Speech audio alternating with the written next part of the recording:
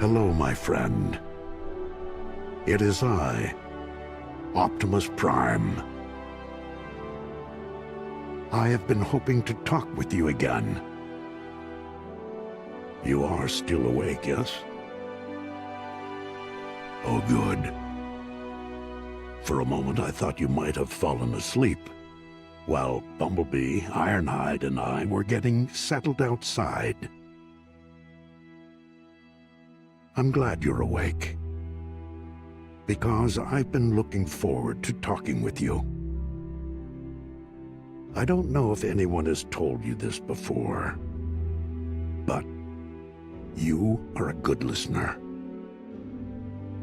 You are also a good friend. Thank you for allowing me and my Autobot allies to rest outside your home. You not only provided us with a safe place to stay, but you also helped settle a disagreement between Bumblebee and Ironhide. I shall explain. Today in our vehicle modes, Bumblebee, Ironhide, and I were on a mission. You may have heard the news about heavy rains, rising waters, and flooding that caused a bridge to wash out. My allies and I delivered building materials and emergency supplies to help people who live near the bridge. Fortunately, all the people are safe, and the bridge is now repaired. But after our mission, we had been driving for several hours when night began to fall. We knew we would need to find a rest place and recharge our energy cells. Bumblebee suggested that we might stay at a truck stop or at a rest area next to the highway, but Ironhide disagreed. Ironhide thought a truck stop or any place near a highway would be too noisy, and he proposed that we go to a wrecking yard or a large parking lot. I thought Bumblebee and Ironhide had both offered good suggestions, but before I could tell them that, they began to argue. I should point out that they did not raise their voices or sound angry. After all, they have been friends for a very long time, and it's not unusual for friends, even good friends, to disagree when they have different opinions. But still, they could not agree. Bumblebee said his idea was better, because truck stops and rest areas are often close to highways, and that being close to a highway would allow us to roll out quickly if necessary.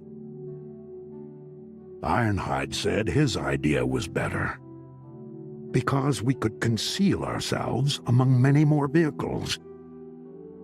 They began to criticize each other's suggestions. And then Bumblebee said, "Well, I believe you get the idea." They continued arguing because they simply could not reach an agreement. As I mentioned earlier, friends can have different opinions. But that is not a bad thing at all. Because imagine what the world would be like if everyone had the same opinions, the same interests, the same likes and dislikes, and the same beliefs. If everyone agreed about everything, would individuals ever be able to change their own minds? And if people were incapable of changing their minds and opinions, how could they learn from their mistakes? How could they ever improve themselves? Which is why I think our differences, including differences of opinions, are a very good thing. Our differences are wondrous and fascinating because they make each individual unique.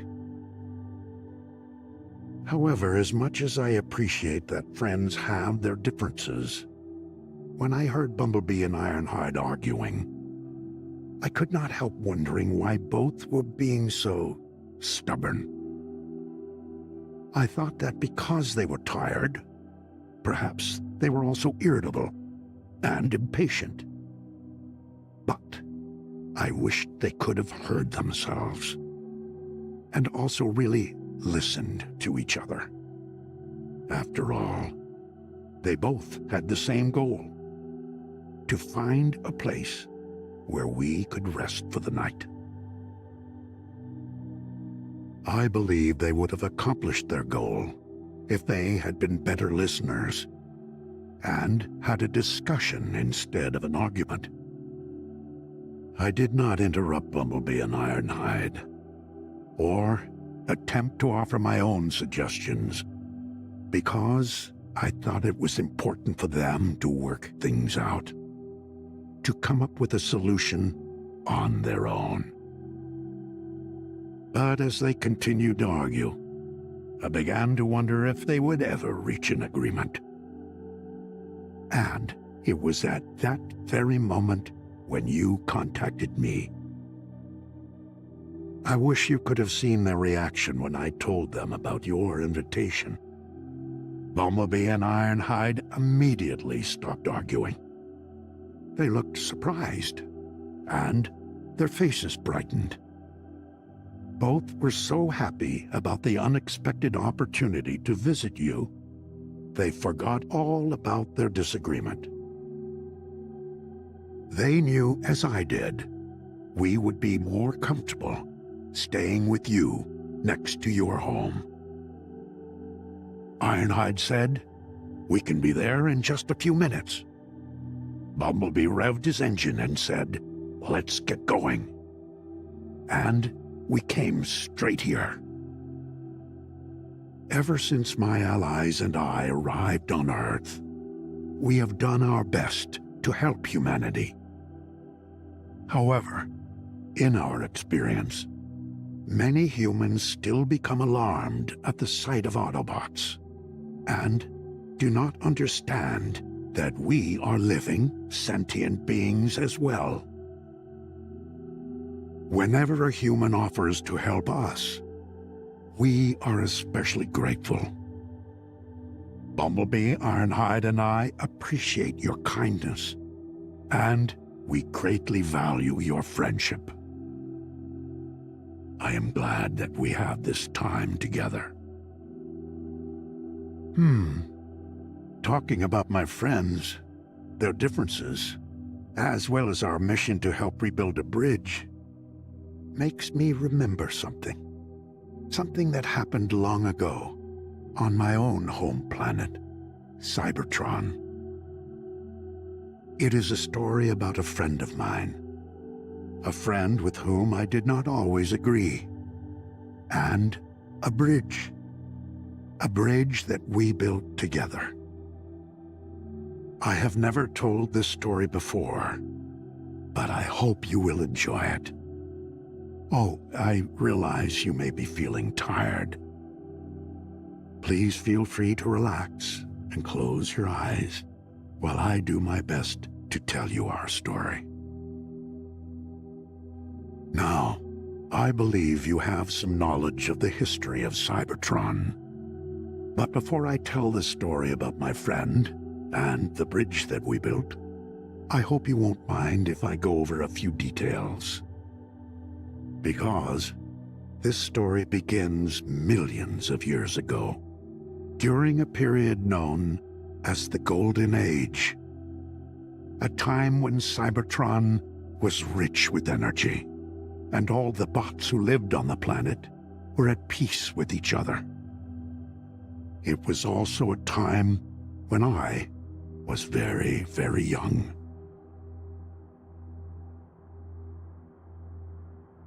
Although Cybertron was an entirely mechanical and technological world, with metal cities, plains, and mountains, Cybertronian society had much in common with cities on your own planet. Our cities had towering skyscrapers, educational systems, museums, parks, and recreation centers. For many years, I lived in the city of Iacon, where I worked as a data clerk at the vaults in the Hall of Records. At the vaults, my duty was to collect, analyze, organize, and store data from all over Cybertron. One day at the vaults, a Cybertronian with a white metal body walked in and approached my workstation. Although I did not know him very well, I recognized him as the bot Jetfire. Jetfire was a scientist and an engineer with an interest in construction. He was about my age, but unlike me, he had jets and thrusters that enabled him to fly. He was also larger than the average Cybertronian. His entire body looked new, without a single dent or any evidence of repairs to his plating.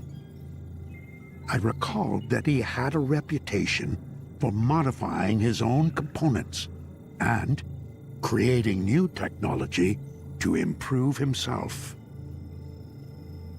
Jetfire requested data about the construction of the ancient Benevolus Bridge, a pedestrian bridge that extended over a deep chasm. The bridge connected a residential complex to a public park named the Alpha Preserve, which had beautiful metal gardens and tall, ancient sculptures. Because the residential complex contained my own living quarters, I was very familiar with the bridge, which I often used to visit the park.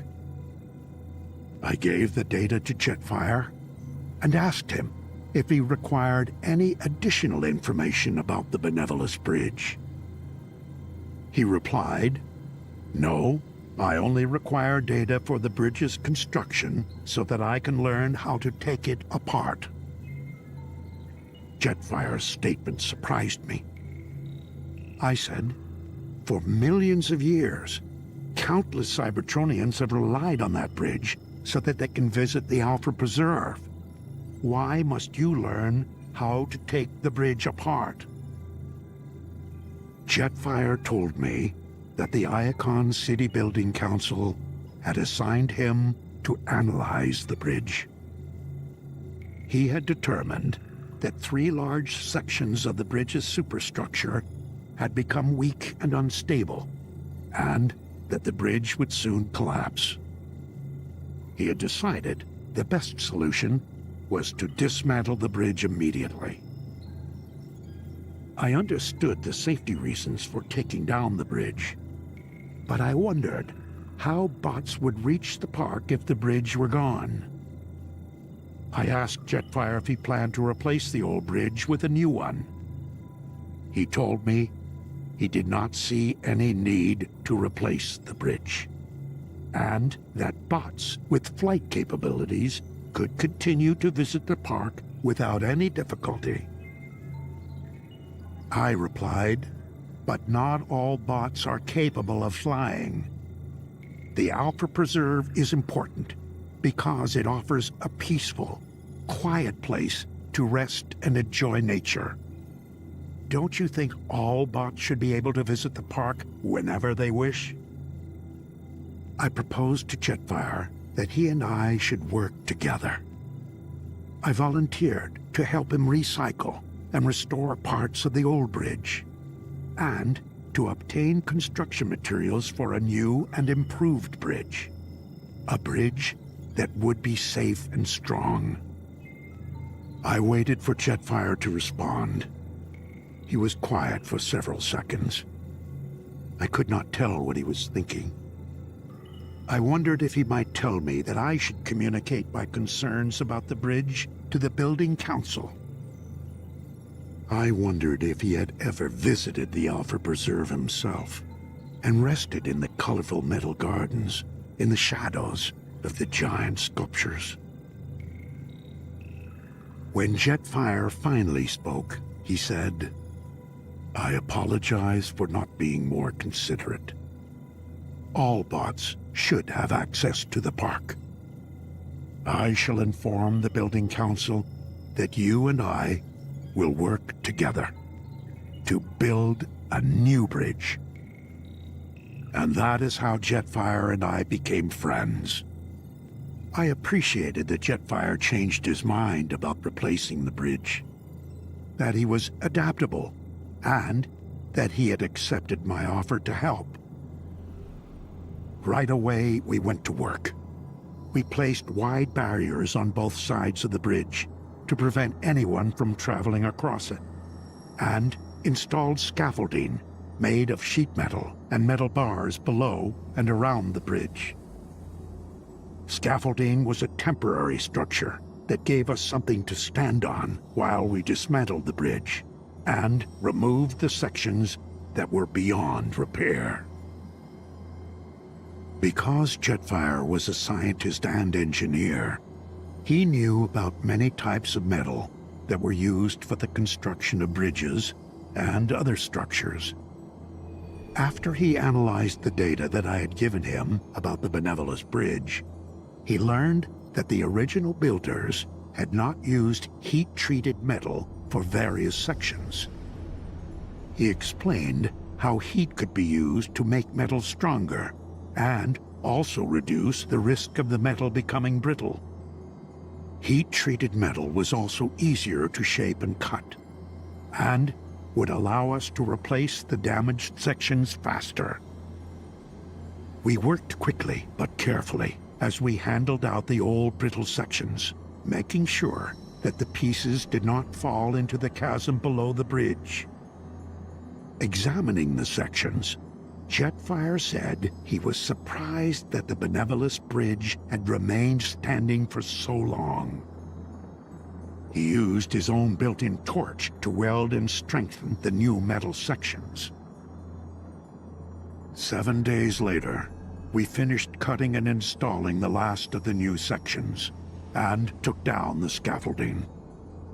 After we removed the barriers from each side of the bridge, Jetfire said, "Our work is done. I must proceed to my next assignment." But just as Jetfire prepared to fly away, a voice cried out, asking him to stop. Jetfire and I turned to face an elderly bot with a faded gray body, who stood with a group of several others. They gathered beside a metal utility shed outside the nearby residential complex. The gray bot shuffled over and reached out to us, grasping our hands. The other bots followed close behind. The gray bot said, "You cannot leave until my neighbors and I thank you for restoring the bridge. When we saw the barriers go up, we feared the bridge would be destroyed, and that we would no longer be able to visit the park. For your good work, we cannot thank you enough." Then, the gray bot and his neighbors moved forward onto the bridge's walkway, heading for the park. Before I could express my own gratitude to Jetfire, he fired his thrusters and launched, rising fast and away, past a cluster of skyscrapers. In the years that followed, I encountered Jetfire numerous times at construction sites and scientific events in Iacon City. Once I asked if he had ever returned to the Benevolus Bridge so that he could inspect the work that we had done together. Without sounding proud, as if he were merely stating a fact, he said, "We have no need to inspect it. We built that bridge to last." And indeed, the bridge remained standing for a long, long time. But then, something very unexpected happened. Something that brought Cybertron's golden age to an end. A bot named Megatron started a revolution on Cybertron. Megatron and his followers became known as the Decepticons. They wanted to take control of Cybertron. I was among the bots who objected, and we formed our own faction, the Autobots. The Decepticons and Autobots could not agree on a peaceful solution. It was a war between good and evil. Friends became enemies, and soon Cybertron was a battle zone. One day, I learned that Decepticons and Autobots had engaged in a fight near the Benevolus bridge. I did not know how or why the fight started, nor did I know who won the fight. When I arrived at the bridge, the Decepticons and Autobots had already gone, but I saw clear evidence of their conflict. Someone had used an energy weapon to blast through a section of the bridge's walkway, leaving a wide hole with sharp, jagged edges. As I moved onto the bridge to inspect the damage, a familiar bot descended from the sky and came to a hovering stop a few feet above the hole. The bot was Jetfire. He wore an emblem on his chest that indicated he had joined the Decepticons. Still hovering, he gazed at me in silence. I wondered if he had participated in the fight at the bridge, and if he were responsible for the wide hole in the walkway. And then I thought, perhaps Jetfire is wondering the same thing about me, if I might be responsible for the damage. I held out my hand so Jetfire could see that I was not holding a weapon, and told him, I have no wish to fight you, Jetfire. I also do not wish for anyone, either Decepticon or Autobot, to get hurt while trying to cross this bridge. Jetfire remained silent as he kept his eyes fixed on me. I pointed to the utility shed that stood near the residential complex.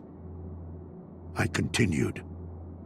The walls from that shed could be hammered into flat sheets to cover the hole in the walkway.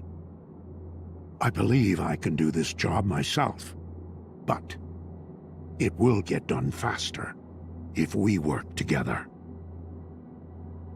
Turning away from Jetfire, I went to the utility shed, lifted the entire structure, and carried it onto the bridge. As I began breaking down the shed and removing its walls, I looked back at Jetfire. He was kneeling beside the hole, using his hands to flatten out the sharp bits of shredded metal at the hole's edges.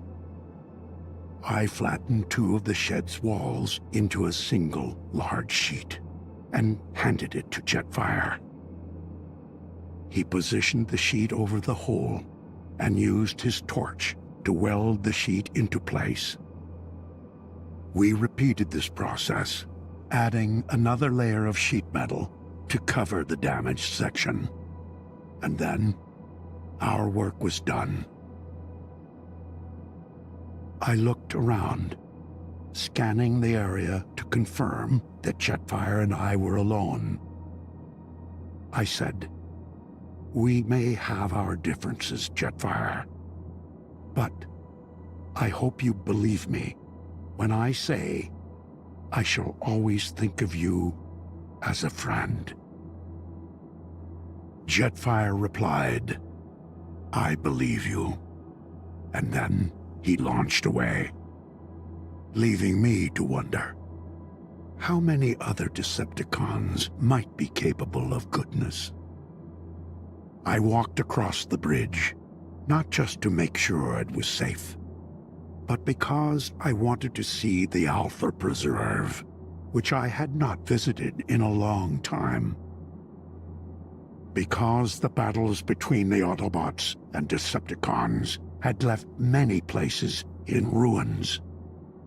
I felt great relief when I arrived at the park's entrance and found the sculptures intact and undamaged.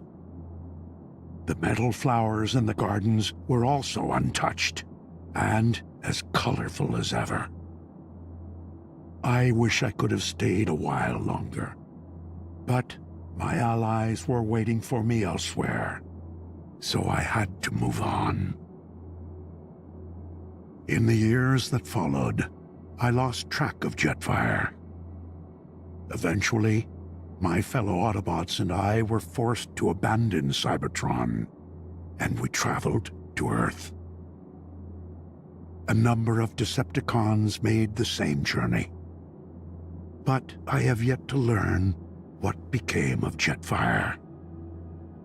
Wherever he may be, I am certain he can take care of himself. Although he joined the Decepticons, it's important for me to remember that Jetfire was adaptable and not inflexible in his thoughts and beliefs. On the day when he asked me for data about the Benevolus Bridge, he did not believe there was any reason to replace or restore the bridge. But when I encouraged him to consider how others depended on the bridge, he listened, and he changed his mind. I imagine it's possible that Jetfire could also change his mind about being a Decepticon. But no matter what path he chooses, I will always remember how we formed a friendship when we built that bridge together. Sometimes, on nights like tonight, my thoughts return to the Alpha Preserve on Cybertron, where I spent so many hours in my youth.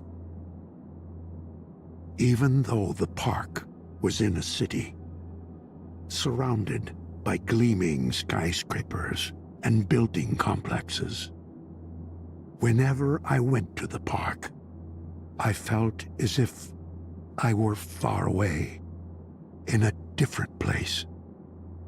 A peaceful, quiet place. I remember the park so well that when I close my eyes, I can see its tall metal sculptures as if I were resting there now. The sculptures were very old, created long before my spark brought me to life.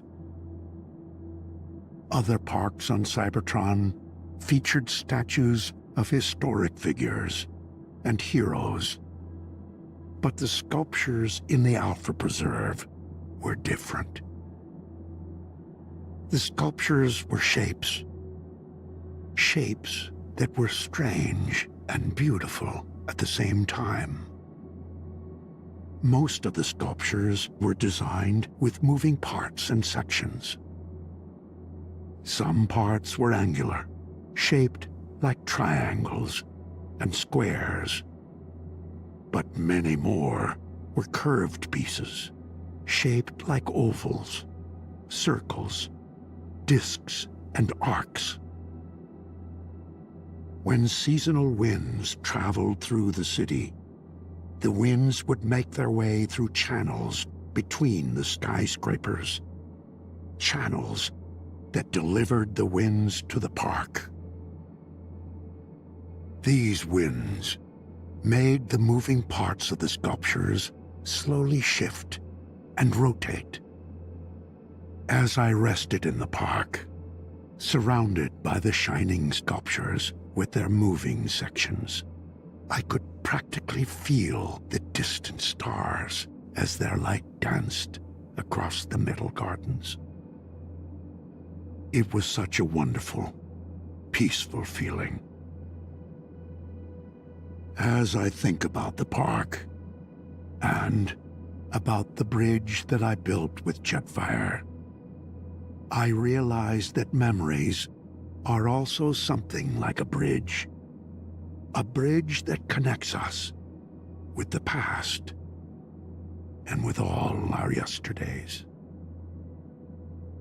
I hope you enjoyed this story about my friends, but now we must get a good night's rest. I feel very lucky that our journey brought us to you once again. I am looking forward to tomorrow and to talking with you again soon. Good night, my friend.